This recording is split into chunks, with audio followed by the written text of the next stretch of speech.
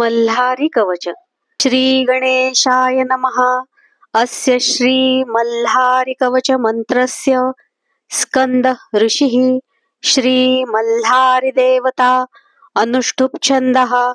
श्री मल्हारी कवच जपे विनियोगः. सनत्कुमार उवाच.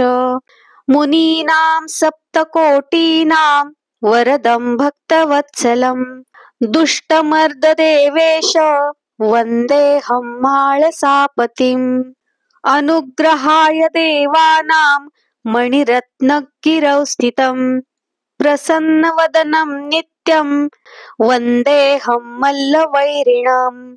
सर्वदेवमयं शान्त कौमारं करुणाकरम् आदिरुद्र महारुद्र वन्देह सात्विकप्रियम्. भुक्तिमुक्तिप्रदं देवं सर्वाभरणभूषितं कोटिसूर्यप्रतीकाशं वन्देह असुरान्तकम्. आदिरुद्र महादेव मल्हारी परमेश्वरं वीरस्त्वस्य विरूपाक्षं वन्देऽहं भक्तवत्सलम्.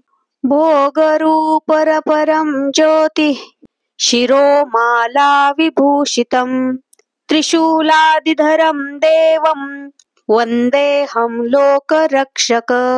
इदं पठति यो भक्त्या मल्हारी प्रीतिकारकं भक्तानां वरदं नित्यं प्रणतोऽस्मि महेश्वरम्.